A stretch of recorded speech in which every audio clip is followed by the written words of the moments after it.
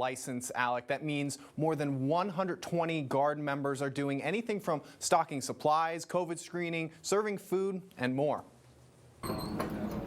Specialist Bobby Stanhope is guarding the emergency entrance at St. Charles Bend, not as security, but as a COVID screener. Check in patients that are coming through, ask them some qualifying questions, and then send them to the direction that they would need to go. He is one of the 127 Oregon National Guard members deployed to help out the understaffed St. Charles health system. Expect the unexpected, to be honest.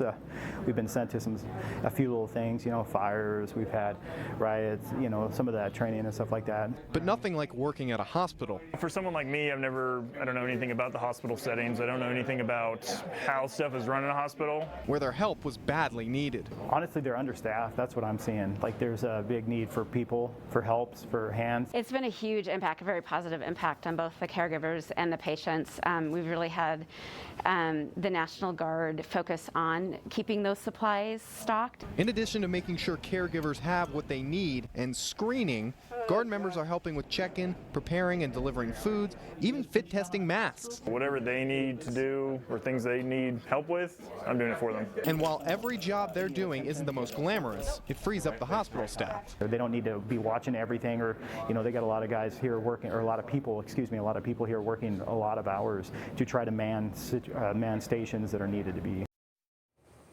The National Guard is scheduled to stay at the hospital through September 30th, but the Guard members I spoke to did not know when their deployment might end. Alec? A draft bond list will be presented to the Crook County School Board tomorrow night for consideration of potential long-range school improvements. The Planning Committee is working with BLRB architects to examine the necessary facility upgrades and additions to make it throughout the school district. Crook County School District Communication Director Jason Carr told News Channel 21 some of the older facilities, like the middle school, the Pioneer Complex, and the high school, need maintenance.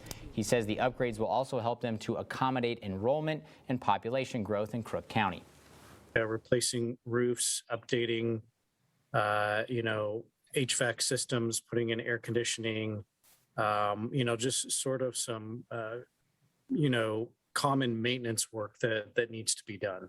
So really it's about looking at each building specifically. So we have some newer buildings and some older buildings, figuring out what are the needs for each of those.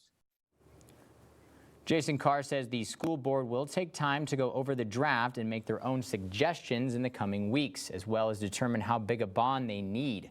The school board will then decide when to place the bond measure on the ballot for Crook County voters.